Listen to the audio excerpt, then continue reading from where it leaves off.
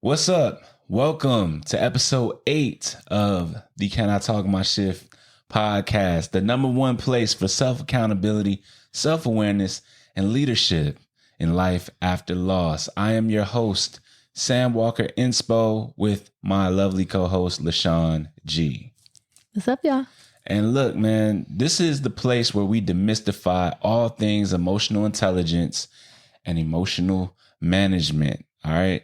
So what you get from us is some experience points, some background information, some research, all things centered around self-accountability and self-awareness, which will then improve your leadership skills, whether it is on the job or just in life in general. Yeah. And we definitely bring you some great storytelling. Absolutely. We wouldn't be able to have conversations about this if it weren't for the experiences that we have had. So, yeah, you're going to hear some stories too. Absolutely, man. And so, hey, episode 8, perspective, how to gain a new reference point. Yes, we are all about how, and when I say we, I mean all of us, you too. We are all about what we believe, what we know, who taught us something that we can hold on to. And today we are going to be teaching you or just sharing with you just some ways you can expand that so that we're able to respect other people's perspective. Sounds dope. And learn, grow, elevate. Sounds fire. And speaking of perspective, right? So before we really jump into the episode like we normally do, I want to give you all some perspective. I want to give the world some perspective, the listeners and the viewers, okay? I need to shout out fan base. Can I do that?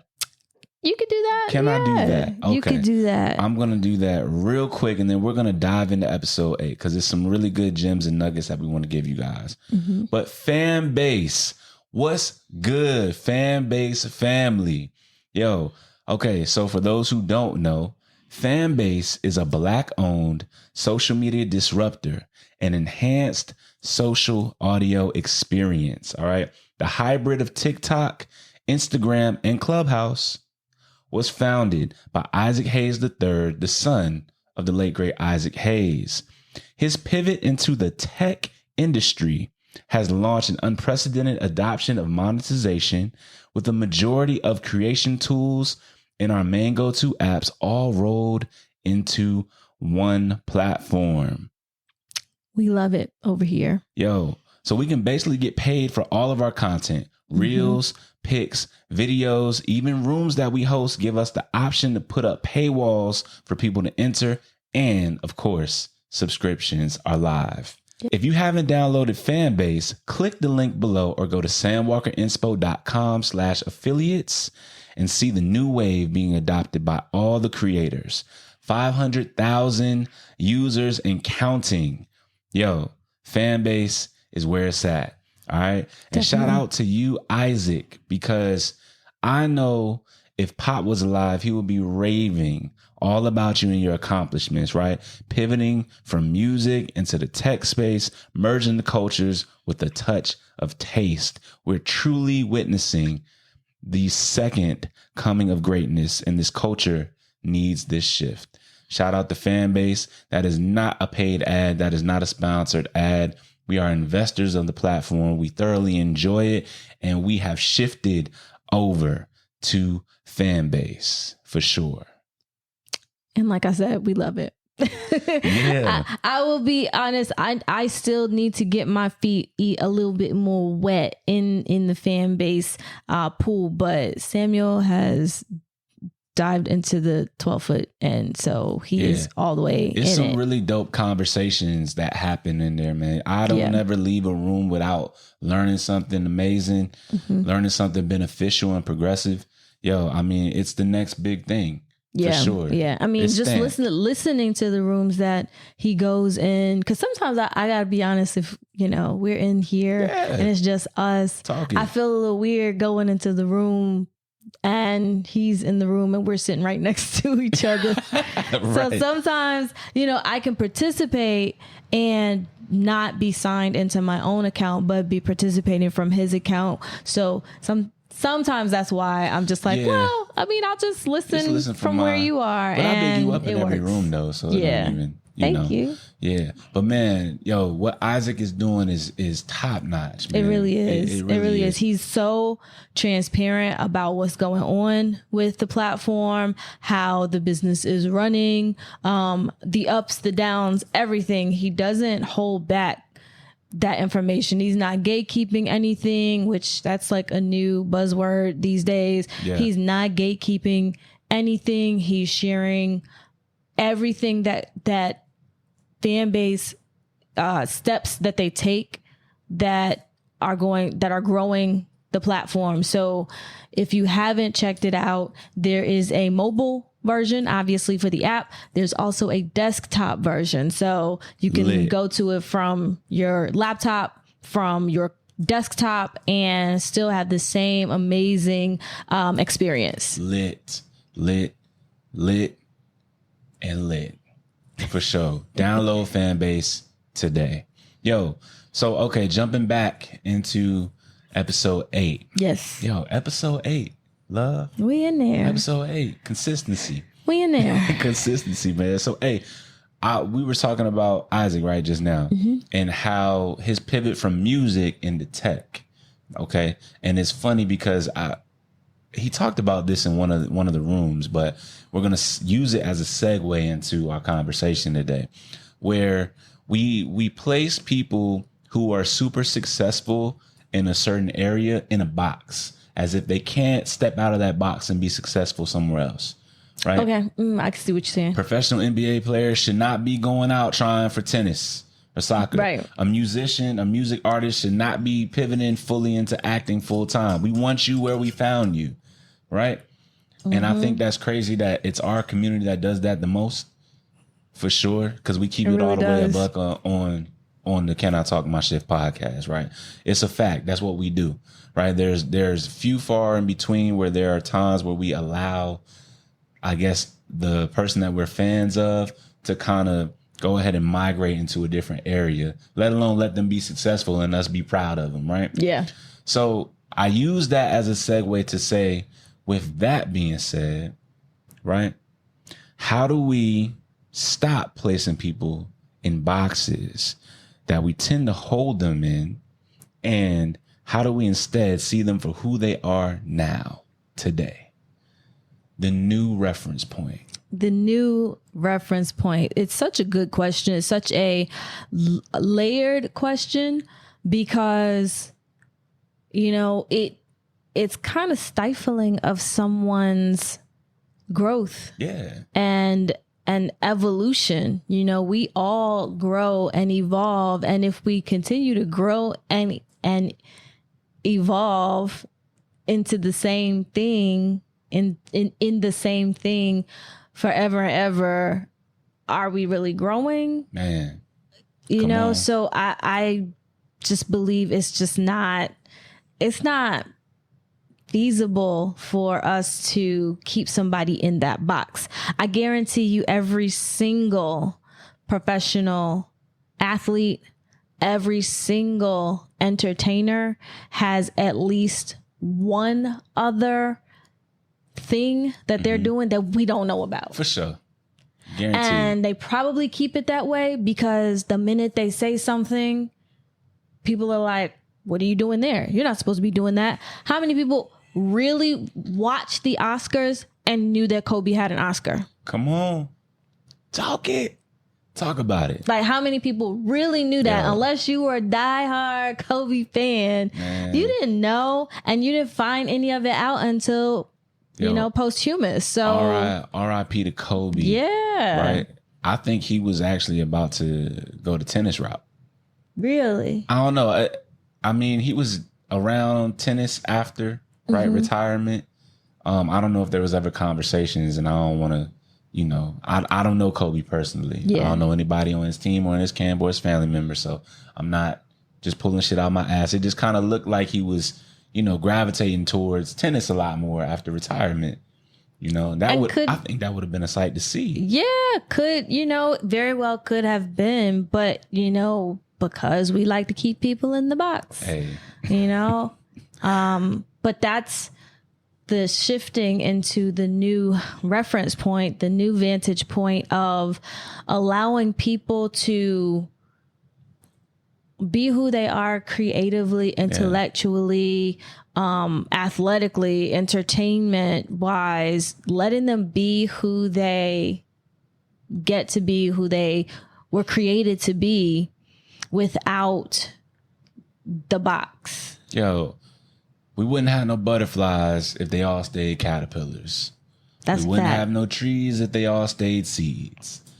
So then if nature does it, why is it not in our nature to allow people to do the same thing? And they do it without anybody's permission. For sure. But we are steadily in our imposter syndrome, in our fear, in our, angst for approval. We are constantly looking for the permission to grow. We're looking for the permission to, you can do it, and hello, all this nature out here, all this world out here that just does what it does without anybody's permission and is flourishing. We can do the same thing. Come on. So let's unpack it. Let's unpack it a little bit. Sure. We're going to start off with this question. Mm-hmm. We got the main question, but let me break it down a little bit better. Make it a little bit more easier to digest. And for the viewers out there too and the listeners, run along with us. When we ask this question, ask yourself the same question. Pause the audio, pause the video, sit on it for a second, then press play and follow us and see if we come up with some of the same answers. And if we don't, and you're watching on YouTube or fan base, of course, drop a comment. Yeah. And let us know. Or just save it, watch it, and then go back and watch it again. So Facts. Yeah, Run it that's up. Shameless plug for, subscribing to the channels. Facts. Run it up. And supporting in that way. That's the way that these videos get pushed to the top so that you can see them. So make sure that you're doing that. Make sure that you're not just watching. Subscribe, like, comment, share it, all that good stuff. Engage, man. Okay, so look, when do we let go of someone else's past choices and see them in a new light? When do we do it? When do we do it? For people that we know. Or we can even say people that we don't know. Right? If we're following a certain athlete, an entertainer, actor, hell, even your damn boss, it don't matter. If you met them at a certain point and you caught on and then they now somehow switch to another place, when do we see them in this new light? And when does it settle in? We see them in the new light when they shine that light, when they flip that switch on for us to see it. When they say, but it doesn't just go, with that. It has to be the action. Okay. It has to be the action of, I'm saying this, I'm saying I'm evolving into this, and now you're going to start seeing the fruits of this new shift, this new perspective. All right. A little bit of, a little bit of riffraff, right? What you mean? Chris Brown. Mm-hmm. Still getting chastised for what happened, right? How long ago was that? Man, it was a while ago. A long time ago. Definitely making some changes, right? When do we see him for who he is today as still a top-notch performer and entertainer, right? A dad. He got 3 kids now? Three kids now. When do we see him for who he is now versus keep bringing up that thing that happened that changed the trajectory of his career? We got to see the action. Well, like I said, I really do think there is something to, if someone says, this is where I am now. This is where my mindset is now. I'm so beyond that thing that, nobody close to me references it. No, it talks about it. We don't have conversations on the regular about it. I've done the work. I've moved on. I've grown from it. I've learned and grown from it. This is where I am now. That has to be at least the starting point. Gotcha. If we're talking about giving people grace, okay, we give him grace. But if he continues to show us, display characteristics that mimic that past behavior, then you gotta say, okay, I'm just gonna let you be you, and I will do what I will with the information that I have. So then you have an educated choice now, to educated info to make a choice as to whether you want to continue to follow him and love him for his work and whatever, or to just excuse yourself. Because just as someone can watch any of the billions of videos online, if you don't like it, you can just close it out. Go. You could close out. You don't have to be there. You could even log off. You can log off, shut down. Like your computer even gives you 60 seconds to make a decision if you really want to shut down once you turn it off. Nice. But, it's like we're so hooked on making sure people know that was wrong and you're no good and blasting them and calling them out continuously that we forget, hey man, that person has their own perspective as to what it looks like for them to grow. Mm-hmm. If he feels like he has grown, then okay, that's not what it looks like for me. That this could be anybody's opinion. That's not what it looks like for me. So I'm going to be over here. Okay. Loved you and run it, but I'm good. You're saying, you're speaking in general. Yeah, in general. It's like, and specifically for that example, it's like, if you make an educated decision to say, I have this information, I'm good, then you can decide what you do next. But that decision doesn't have to come with a put down of the other person. Got you. Does that make sense? No, it does. It's hard to use an entertainer as, I guess, the point of reference, right? Yeah. Because if you aren't around them all the time, if you aren't a part of the camp, if you aren't producing timeless music with them in any capacity, producing, directing the music videos, on tour, management, right? Or on their entrepreneurial journey, it's hard because we only get the fragments, and even the fragments that we get are what's being projected out. Right. We hardly ever get the full truth in one swoop. And then when we get the documentaries about things, we get them when it's a little bit too late. Right. And then it feels like a money grab, not saying Breezy's documentary is that, just in general. So, my next question would be, is it really for us to even do this? Or is it really just for his close-knit circle to do this? To call him out, or to see the new perspective? Because I feel like, again, I'm treating it as if like I know a person. You know what I'm saying? We feel like we know them. Yeah. But we don't really know them like that. And even when they are open and vulnerable through the music, we still judge them. Right? Because we're looking for something in particular, but they may not give it in the way that we need it or that we think that we need it. Right. So it's like you said, it's a layered question to ask. So let's talk about personally, on a personal level. Let's bring it down, right? From entertainment, bring it back closer to home, closer to self. Maybe a brother, a parent, right? Sibling, sister, maybe a best friend. What about then?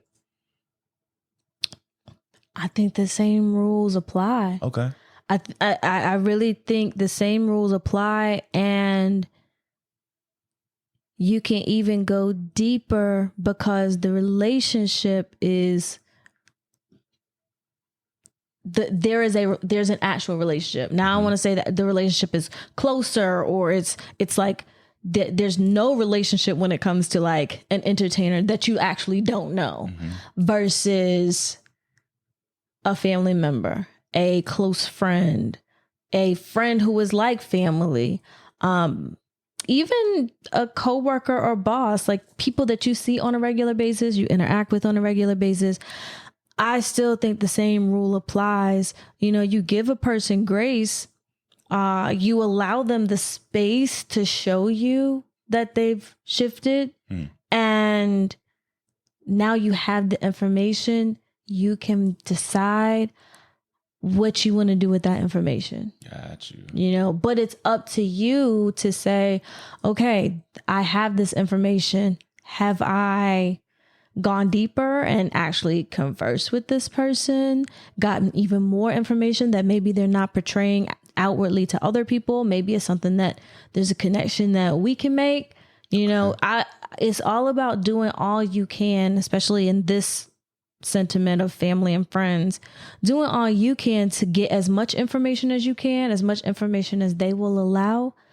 And then when you have that information, if you're seeing the changes that they're saying they're making, if you're seeing the new perspective, then you have the choice now. Do I believe this person? Do I not believe this person based on the information that they're giving me? And do I want to stay around, keep this person in my atmosphere, or do I want to exit stage left? Yeah. You went there. Because the next question I would have to ask is, why would we even want to? Like, why would we even want to go through all of that? So, because everything that I'm hearing is, I want this relationship to work, and I want this person a part of my life. Is there a point where we just don't? It's like, I don't even want to go through all that. Because what you did is what you did, and that's it. And I'm going to hold you there for the rest of my life. That's going to be my final memory of you. Hey, listen, you know me. You know my experience. Right. You know, I mean, some people just decide, I'm good. This isn't what I want anymore. This isn't what I want to do anymore. And if any of you follow me on my socials, you know, I've been married before and now I'm not. And, you know, soon to be again. And even in that experience, I had ideas of what I wanted, but at the same time, what was being displayed and portrayed was very blatant. Right. And you can only control what is in your possession to control. Got you. And you don't possess another person. Yeah, you can't control another. So you can have the desire to stay, to want this, to want that, to want all those things. I think the universe is going to make a decision for you if you don't, or, you know, via that person, that other person making a decision, or via you know, things happening so that you are now out of that atmosphere. Yeah. Okay. You know, that's it's cut and dry, but it's not cut and dry. It's cut and dry because literally the universe will show you. God will show you literally to your face, no or yes. And things will move in such a way that it will happen the way it is supposed to happen. Got you. And you can only abide by that. Right. You know, if you believe the universe works in such a way, God works in such a way, you can only abide by that and surrender to that and lean into that. Got you.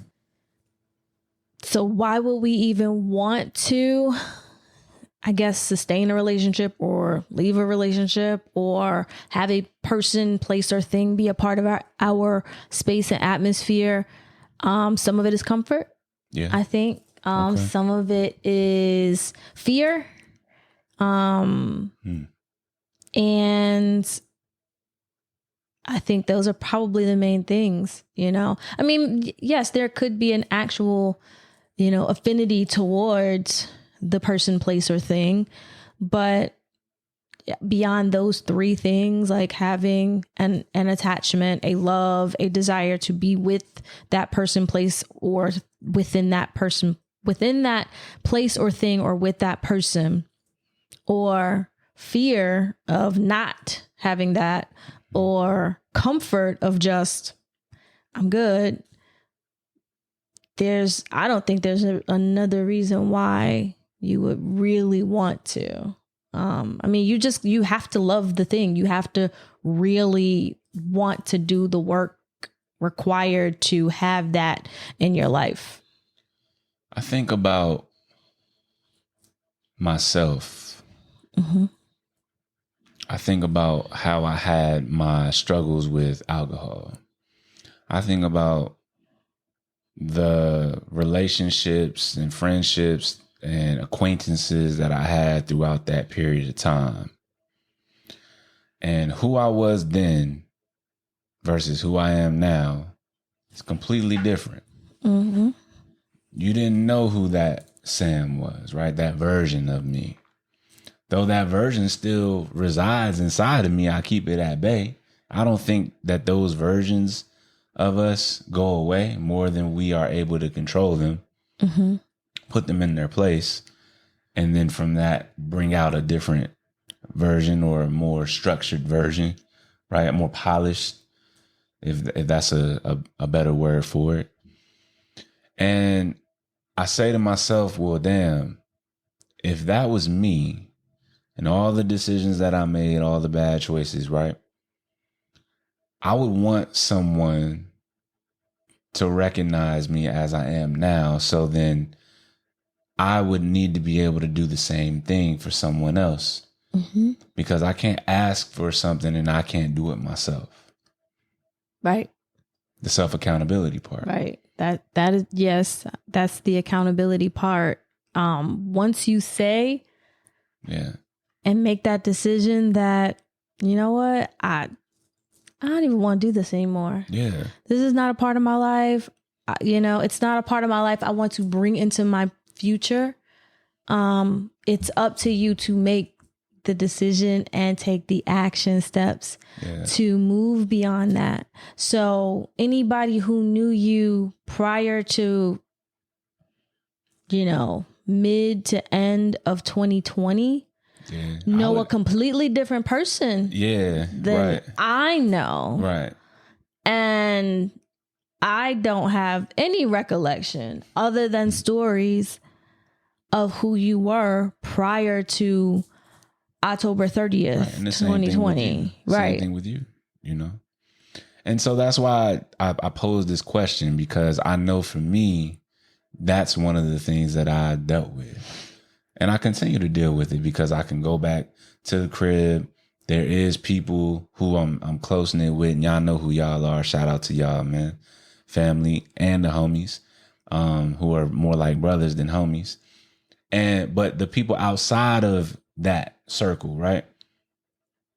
They probably still hold me in a way. So even like what we doing right now is foreign. Yes. Or to them, it may be like, yo, what is you doing, bro? Yeah. Like, matter of fact, you remember when we had that gathering at the old place, and it was some people from the crib that came. Yep. And they were trying to hold me, not all of them, but one in particular was still trying to hold me in the same place. This ain't you.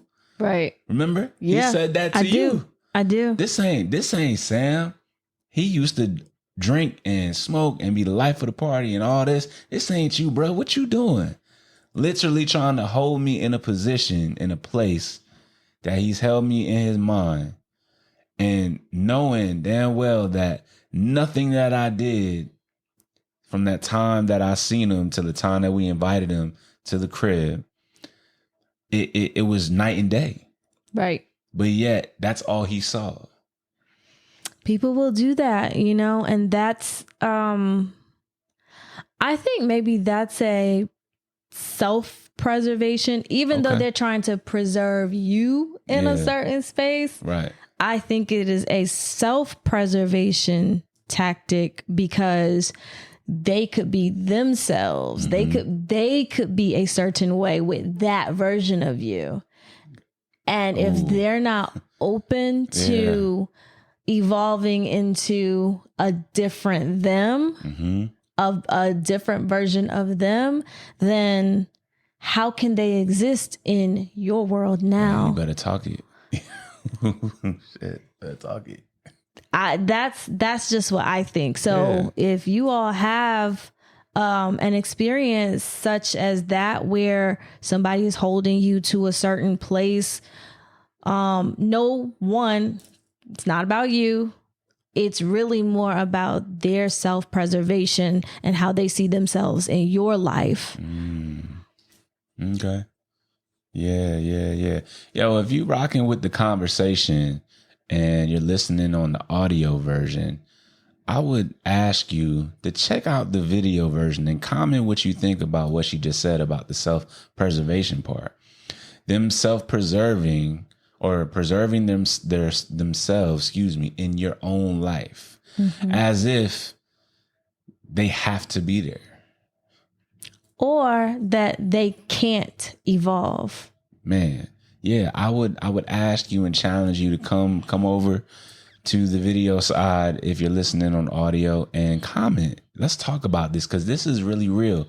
Because a lot of us get stuck in certain phases of our lives, and when we are trying to, I guess, grow or blossom into something new, right, or get more polished, like we said earlier, there's people that we deem worthy enough to continue to stay in our life, and we got them by the neck in our life when really we should have let them go a long time ago. Right. And not realizing that's the very relationship that's holding us back from really evolving into who we really want to be.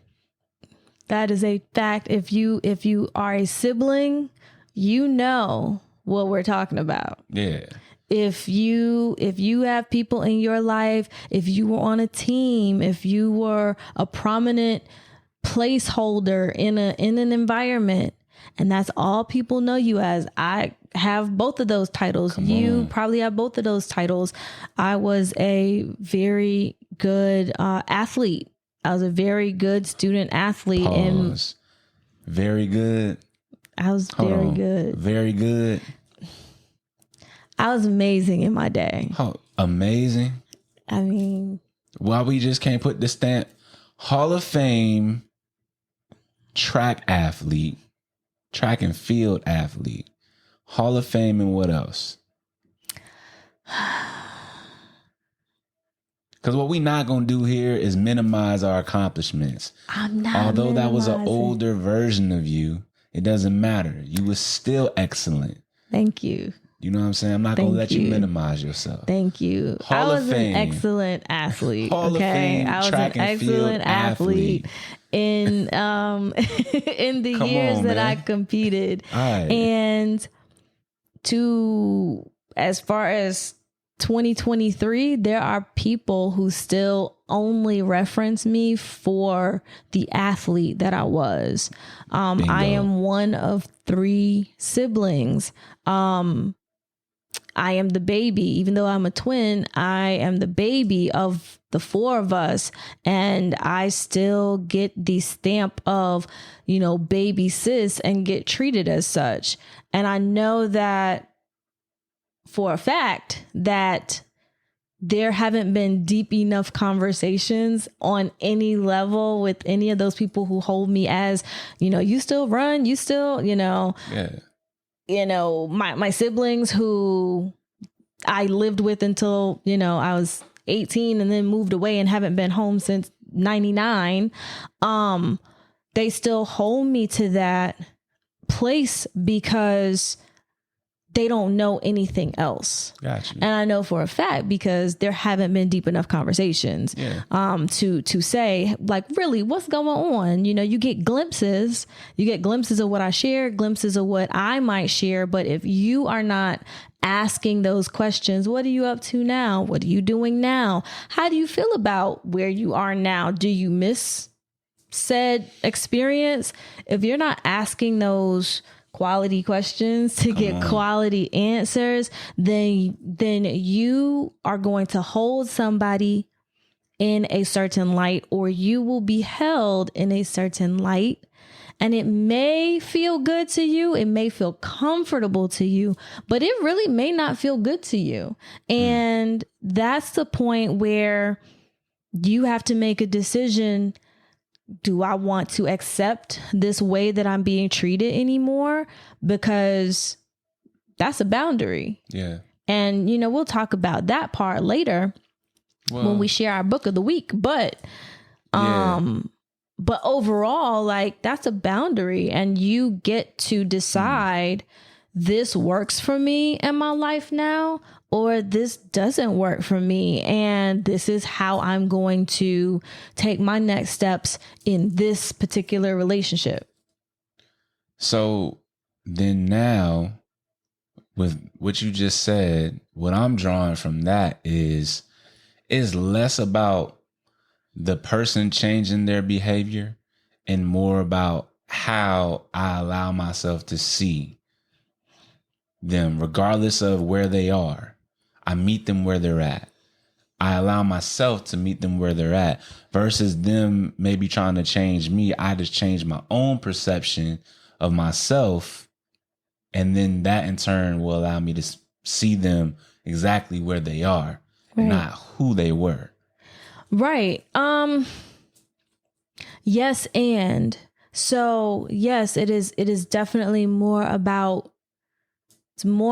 you seeing where you are, seeing for yourself where you are and your growth. It still has to do with showing that person, this is who I am and where I am, because if we don't continuously practice that person will never have the opportunity to say, all right, he doesn't like that, so let me just stop. Maybe I should just stop, because they're not reacting the way that they used to. They're going to treat you how you treat yourself. Exactly.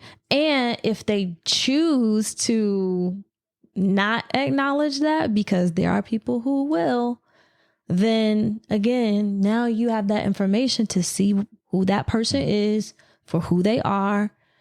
This isn't to say you just shove people off and you just dismiss them and let them be. It's just, you know who that person is. You know where they stand. You know they are not respecting the boundaries or new perspective. Yeah. And you can choose to not insert yourself around that person as much. Maybe you don't want to insert yourself around that person at all ever again, but you have to be okay with that. You know, make that decision and stand on it. There is a place where you have to look at yourself and not straddle the fence.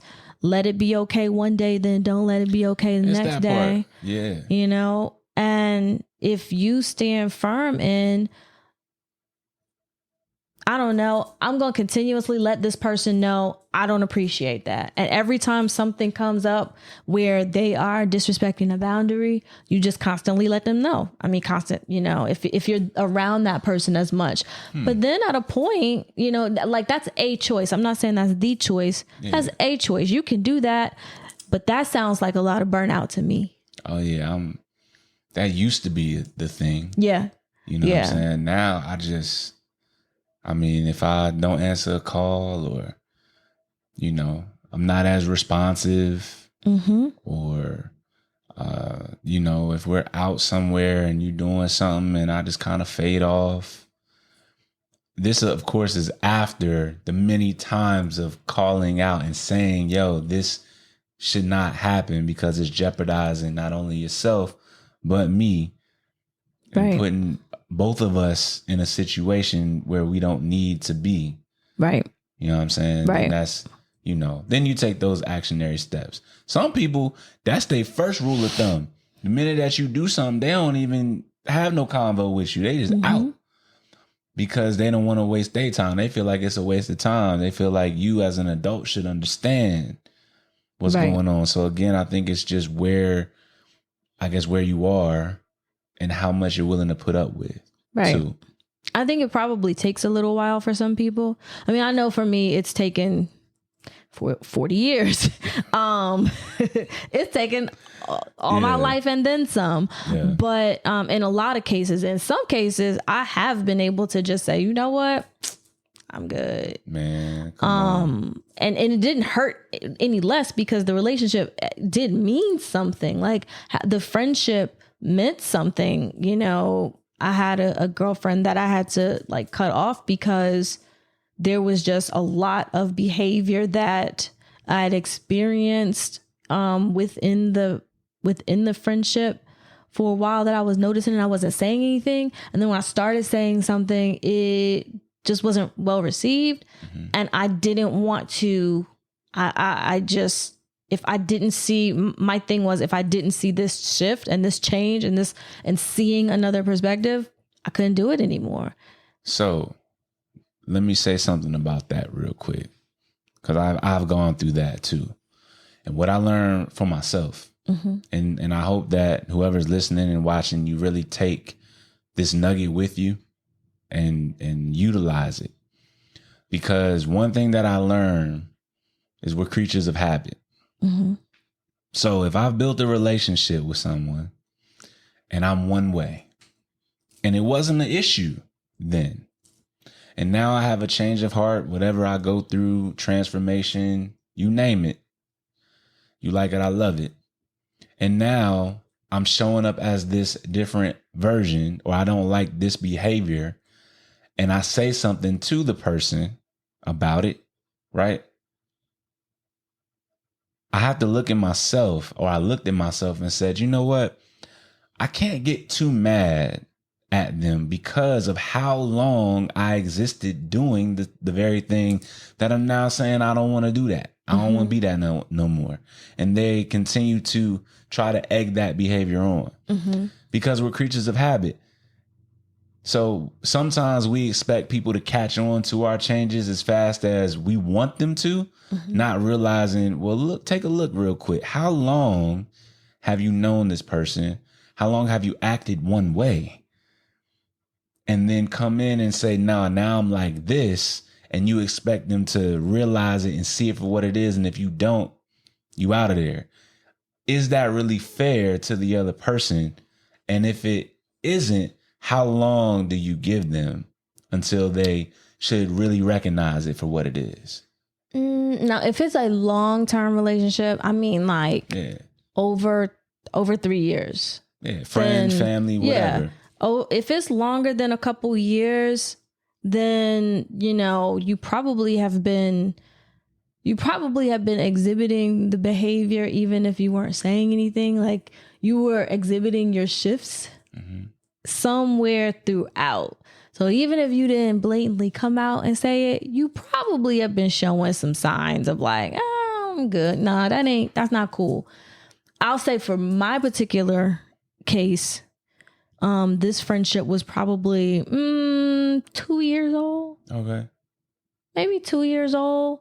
And throughout that 2 years, the person was just very self-deprecating. Like not putting anybody else down, not like very, very friendly and uplifting and encouraging to other people, but to themselves, just would not say anything good about themselves. Okay. And I went from being the encouraging friend, like, no, it's fine. Like you can do blah, blah, blah. Just try da, da, da. I would be asked for advice but then it wouldn't be taken. You got drained. So for me, it got to the point where I was just drained. I was tired of that. And then just some other conversation that had come into play where I was like, that's not cool. Like, you probably want to be straight up. And this was in regards to conversation with about another friend of theirs. And I just made reference to being more open in that relationship, and they weren't open to being open with that other friend. So even sitting here, I don't know how many doors you're going to give them. Even sitting here, I'm Real sure talk. you're probably drained from hearing that. And so in that particular case, it was just like I had to shut it down because I didn't want that 2 years to turn into 6 years of me still trying to, give advice when asked, but then the advice not being taken, or hearing about, the person being self-deprecating to themselves and, not really making any shifts towards a different mindset. So maybe slightly different from yours, but in that case, I decided to, leave that be.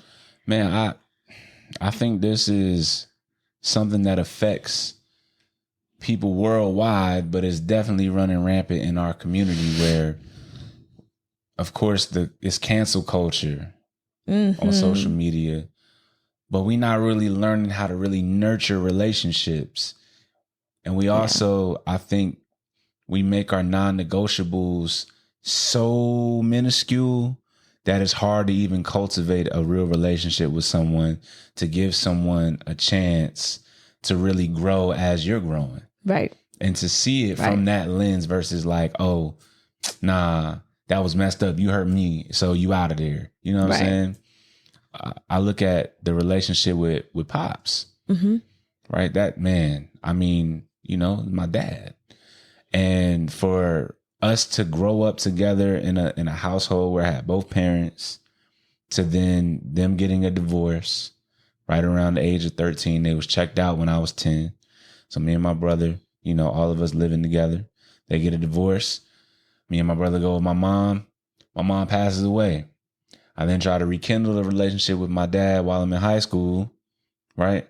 It's the toughest shit I ever did in my life. It still was rough. And even from that point on, all the way up until about 2020, 2019, that's a long time. Gosh. That's a long time to really continue to see him where he was at and just be blind to who he had become.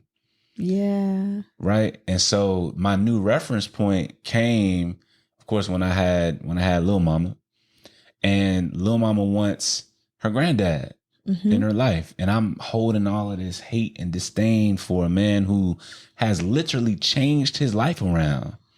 But I'm continuing to see him in a light that isn't who he is in the present. Yeah.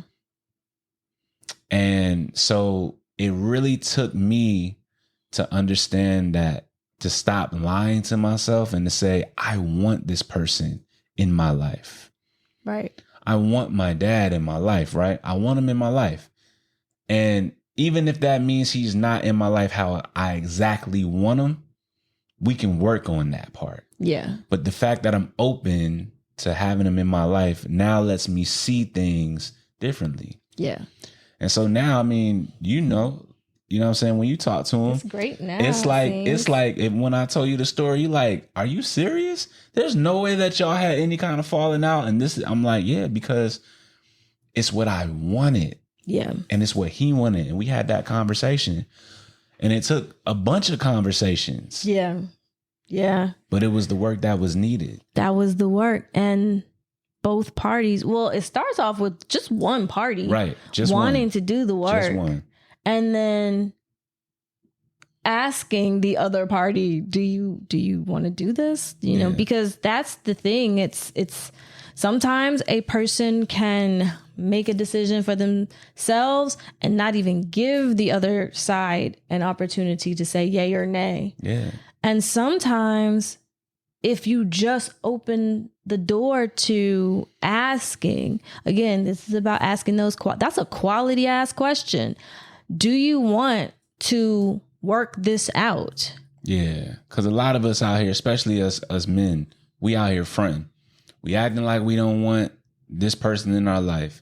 And I'm not telling you to put up with no kind of physical abuse. Mm-hmm. If you've been assaulted in any kind of way, I'm not saying to just dump that and go back and try to rekindle. Right. That's not what I'm saying. What I am saying, though, is that you have to be honest with you and say to yourself if this is what you really want or that you don't want, and then take the actionable steps into making that thing happen.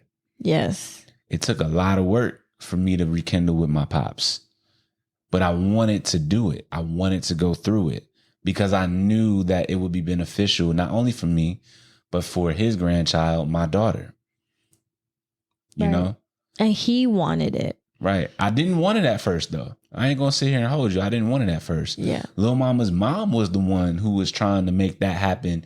I'm going to say prematurely because I just wasn't in the mindset that I am now. Mm-hmm. But she was an advocate for it. Yeah. Originally. And I used to, man, nah, F him and this and that and all the time. You see what I'm saying? But she was the first one who was pushing me in that direction outside of my homies. Yeah. Right? Some of my homies. Other of my homies, they like, I mean, I don't even know my pop. So it's, bro, I got you. It is what it is. Yeah. See what I'm saying? So again, when you get around certain people, they change your perspective on things. Mm-hmm. You know? And so shout out to Lil Mama's mama. For sure, man. Yeah, definitely. That's beautiful. And like he said, now you wouldn't know that the relationship was as strained as it was years ago. And it's all because he decided to gain a new perspective in the whole thing. I zeroed out. I told myself, I'll just keep it all the way light. We hopped on the phone. And I remember I was in Los Angeles. I was out there, and we were me and the homie at the time out there. We were studio hopping. We were, promoting ourselves, promoting our beats and music and things like that, songwriting, right? And I just remember like something didn't go right at a studio one time. We was going back to the Airbnb. And I was outside, and this one I was a smoker at the time. So I stepped outside of the Airbnb, was smoking, and just was saying to myself, man, I wonder what my dad would tell me right now. I wonder what advice he would give me. Mm-hmm. And that's when I knew. I was like, dang, I want this man in my life. Yeah. I want him in my life. I do. And I called him. And I was like, yo, however we do it. Intro, you know what I'm saying? And I told him, I said, look, Pop, check this out, man. I said, Lil Mama wants you in her life. And it's dawned on me that I want you in my life. And I'm willing to chalk up all that happened prior to this phone call. If you will promise me that you'll show up for her like I needed you to show up for me back then. If you promise me that, we can work on our relationship. Because right now it's less about me and it's more about her. Mm-hmm. She wants you in her life. I don't want to stop that by harboring feelings for you that clearly are towards a version of you that doesn't exist anymore. Right. But I also have to do work in allowing you back in so that way I can see you for who you are today. And that was the first real conversation that I had with him. Right. And from that point on, it wasn't the easiest. Right. We went from having, a couple conversations here and there to now it's like, I mean, it's completely different. Yeah. And so I shout out my dad because, he wasn't always the best person. He wasn't always raised with these types of skills that we are cultivating, right? Mm-hmm. Which is why we're doing this work in the first place. Right. Because if those relationships are important, we need to find a way. Yeah. And it starts with us. Right. Oh, that accountability. I love it. I love it so much. So we got a couple other pieces of this, and we can probably go through these pretty quick. And I think you just answered it so beautifully in that story. I love it. Thank you for sharing. Oh yeah, for sure. We got to be transparent up here, man, for real. When do we stop bringing it up in the conversation? Yeah. And how do we do it? You asking me that? Mm-hmm. Sheesh. So what was the question again? So when do we stop bringing the thing up that we're holding over this, this perspective that we have? Yeah. How do we stop bringing it up? When do we do it and how do we do it? Yo, it's hard, right? There isn't a one size fits all answer. It's really like, do you want this relationship to work? Yeah. Then you have to put down the ego and say, okay, what can I really do to make this relationship flourish? Mm-hmm. Because sometimes all it is a person really seeing that you are actually receptive to them, even though they may have done something, right, that hurts you. When you become open and receptive to them, because you can feel it, when a person put up the wall, if you can find it inside of you to really be like, you know what? I want this and I'm going to do what it takes.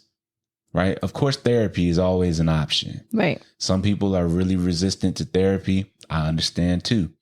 Right. So if you're not an advocate for therapy, you read books. You don't give yourself an excuse. You don't side with the excuse. Mm-hmm. You side with the result and the solutions. Yes. Regardless of how it looks towards anyone that's not in it. Mm-hmm. If you're in it, then that's the only people that you worry about. Yeah. You know what I'm saying? Yeah. So I hope that answers your question. I know it's really layered. Yeah. It's really layered. But for me, it was just like telling myself the motherfucking truth. Like telling the truth, man. Telling the truth got me through so much at the end of the day. Yeah. Because we layer these emotions on top when really all we know, like deep down, we can, tell everybody whatever we want, but it's like, I need this person in my life, or I want this person in my life. Yeah. I love that. Yeah. I love that. And for those who don't know, we have very parallel stories for different reasons. And if you want to hear like a Q&A, if you got questions about how we met, why our lives are parallel, let us know in the comments. And, maybe we'll do a video, in addition to the podcast, we'll throw in a Q&A video. But our stories are very parallel in that, I was away from my biological mother. I was adopted, and I'm grateful. I'm a twin, and we were gratefully adopted into our family. It's the only family we've known all our life. We didn't meet any of our biological family until we were 22. And so when we met our birth mother, birth father, various members of our family, I wanted to foster a relationship with her, and it just wasn't maneuvering in the way that I thought it was. I mean, you're talking to a complete stranger. Yeah. Even though there's blood ties, it's a complete stranger. And I won't go into the whole long story, but fast forward to today, she lives here in the same state as us. And I've been here for 3 years now, and I have not seen her in person. And I'm just getting to the point now where I truly want to see her, meet up with her. And we've talked since, but just opening up my mind to the new reference point of, doesn't matter what I heard, doesn't matter what stories were told, what was, I'm willing to allow the present to be what it is and get to know you now as you are now, as I am now, and see what can come from that. And I'm going to be right there with you. I appreciate every it. step of the way. I appreciate I'm it. going to be there with you. It's scary, y'all. Like, it's scary, but yeah, I'm going to do it anyway. I'm going to be right there with you because I wish that I had someone there with me. Yeah. You know, I didn't have the full support from my mom's side. Mm-hmm. Not for any other reason except it's not their life. Yeah. They have their own life that they was worried about, you know? And I think for these decisions, if you can't force anyone to do anything that they don't want to do. Mm-hmm. And so I don't think that the best thing was for them to push me, right? Because then I'm kind of like half-assing my way through it then. It wasn't until I decided, you know what? Nah, this is what I want. Yeah. Just like you. We had many of those conversations. But now you're like, no, I'm ready. Yeah. See what I'm saying? Yeah. Yeah. He makes me excited to do it. And I still have like anxiety around it, but it's gonna all work out. And we gonna keep y'all posted on it too. We sure will. We sure will, because this is a part of what we do. It's a part of, you know, why we come on here is to enhance your emotional intelligence by way of storytelling, by way of tips, books that we have read that have helped us evolve and elevate. Yeah. So to bring it back home full circle before we get out of here, because we got to end it on that note. Yeah. Because this is amazing. Yeah, this is. And good. I'm so proud of you for being transparent and vulnerable. You know what I'm saying, on the platform, for real. Because this is what's needed. Yeah. You know what I'm saying? All right, to bring it home, how do we shift our perspective to gain a new reference point? Give us some ways. So 3 ways. You've kind of heard it throughout, you know, here, but we're going to just condense it right here. So if you haven't watched any of this video, if you haven't listened to any of this podcast, these last couple of minutes, this is for you. Cool. So how do we shift our perspective to gain a new reference point? So first, you have to know yourself. Know yourself. Okay. What do you believe in? Have you researched and acquired knowledge for your own truths to stand firm in? This is going to help you. This is so going to help you when it comes to knowing what your perspective is and opening up to someone else's perspective, which leads me into be open to other ideas other than your own. Okay. Everybody has a story, everyone, and a life that they've lived before the two of you crossed paths. So consider that there is not the idea, your idea, but there are many ideas. Okay. So many ideas, many solutions. Yes. So with all of the ideas, there's tons of solutions. So just be open to other people's perspective, whether you agree with it or not. Just know that there's more to life than what you know and what you believe in. And then number 3, this is probably the most important they're all, these are top 3. These are my top 3. These are what have helped me tremendously. Set and enforce boundaries. That B word, boy. Set and enforce boundaries. I haven't always had them. Make your yes and your no your no. Okay. When someone doesn't respect your boundaries, know that it's okay to still love them from afar and love yourself enough to remove yourself from the situation when it's needed. If they do respect your boundaries, consider ways that you can live now in this newfound freedom together. Fire. Okay, those top 3, if you don't listen to anything else we've said in this whole hour and change, know those 3 things in order to shift your perspective, gain a new reference point. I love you. I love you. Dope. That's dope.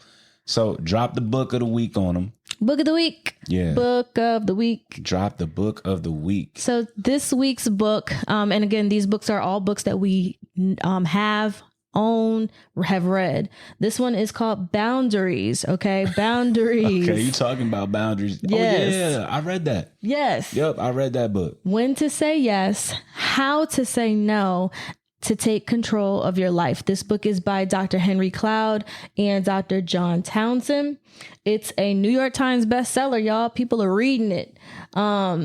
This book helps you to learn when to say yes and how to say, and know how to say no in order to take control of your life and set healthy biblical boundaries with your spouse, children, friends, parents, coworkers, and even yourself. Now, this is based in like Christian book sales. So it does have a lot of New American version of the Bible throughout it. Yeah, there's some parts of it laced throughout.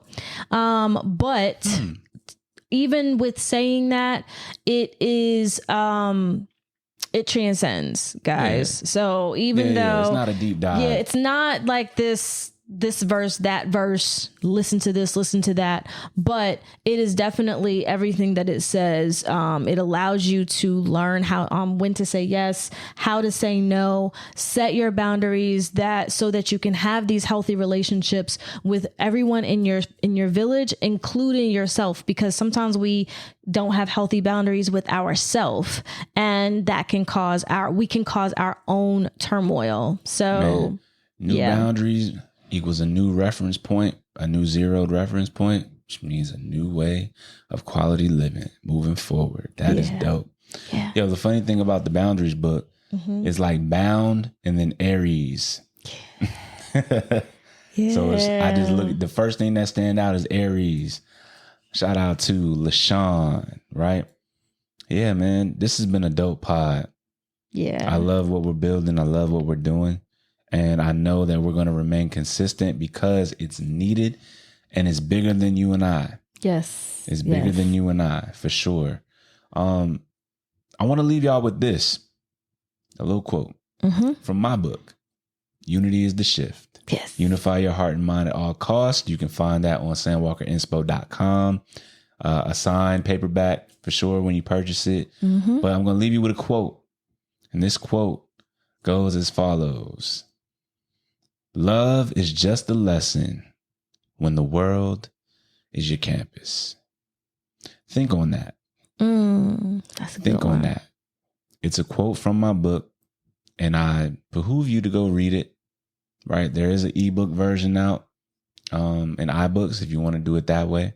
Or you can just go right to the website and get a copy yourself. It's nothing like some page turning for sure. You. Nothing like some page turning. For sure. Can I Talk My Shift, episode 8 streaming on all platforms, on Fanbase and YouTube. You can find the video version.